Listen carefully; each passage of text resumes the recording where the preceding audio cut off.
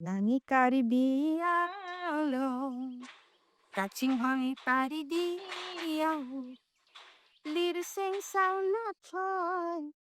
low low. পাহাৰৰ কোকিল কণ্ঠী শ্ৰীমতী পখিলা লেখটেপী পদ্মশ্ৰী 2026 কাৰ্বি আংলং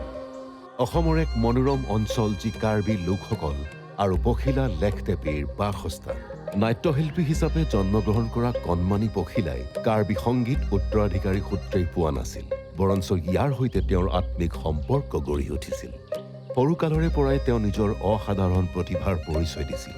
এই সংগীত ধাৰাটোৰ প্ৰতি আসক্ত হৈ তেওঁ সোনকালে উপলব্ধি কৰিছিল যে তেওঁৰ ঐতিহ্য বিপদাপন্ন কাৰ্বি সংগীত জ্যেষ্ঠসকলৰ মাজতে আবদ্ধ সংৰক্ষণবিহীন বিলুপ্তিৰ পথত এতিয়া মানে এই কাৰ্বি গীত আছে কিন্তু মানুহবিলাক সুযোগ নাপায় নিৰন্তৰ বাধাবিহীনী দৰিদ্ৰতা চাহ আৰু পৰম্পৰাই মহিলাসকলক ৰাজহুৱা মঞ্চৰ পৰা বিৰত ৰাখিছিল বহু বছৰ ধৰি পখিলা আঁৰতে থাকিল এক মৃতপ্ৰায় শিল্পৰ নীৰৱ ৰক্ষক হৈ কিন্তু তেওঁৰ দৰে কণ্ঠক জানো আবদ্ধ কৰি ৰাখিব পাৰি অৱশেষত তেওঁ গীৰ্জাত নিজৰ মঞ্চখন বিচাৰি পালে সমমৰ্মী লোকসকলক একগোট কৰি অন্যান্য মহিলাসকলকো উৎসাহিত কৰিলে লুপ্তপ্ৰায় এই শিল্পক নথিভুক্ত কৰিবলৈ তেওঁ বহু মাইল দুৰ্গম পথ অতিক্ৰম কৰি জ্যেষ্ঠসকলক সাক্ষাৎ কৰিলে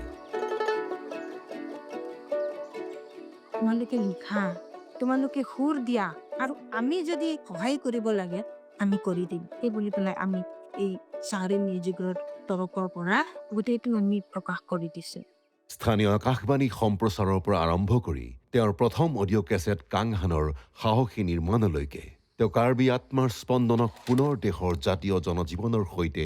একত্ৰিত কৰিবলৈ আৰম্ভ কৰিলে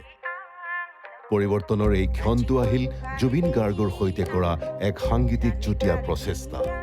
য'ত প্ৰাচীন সুৰক আধুনিক শক্তিৰে সংমিশ্ৰণ কৰি নতুন প্ৰজন্মৰ হৃদয় জয় কৰা হ'ল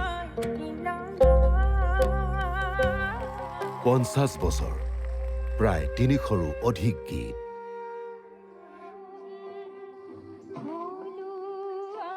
তেখেতে কাৰ্বি সংগীতক পাহাৰৰ কোলাৰ পৰা উলিয়াই আনি মানুহৰ হৃদয়ত স্থান দিলে আজি পখিলা লেখটেপী কাৰ্বি সংগীতৰ ধৰণীস্বৰূপ লিখা দিহা পৰামৰ্শ আৰু পৰিৱেশন কৰাৰ লগতে তেওঁ নিশ্চিত কৰিছে যে তেওঁ অতীত সংৰক্ষণৰ সমান্তৰালকৈ কাৰ্বি আংলঙৰ মহিলাসকলেও যেন ভৱিষ্যতৰ গান গাবলৈ সবল হৈ উঠে আমাৰ কাৰ্বি আংলংখন আৰু আগবাঢ়ক কাৰ্বি আংলঙৰ মহিলাসকল আৰু ডাঙৰ ডাঙৰ কাম যাতে কৰক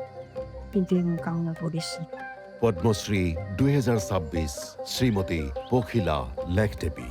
আপোনাক শতকোটি প্ৰণাম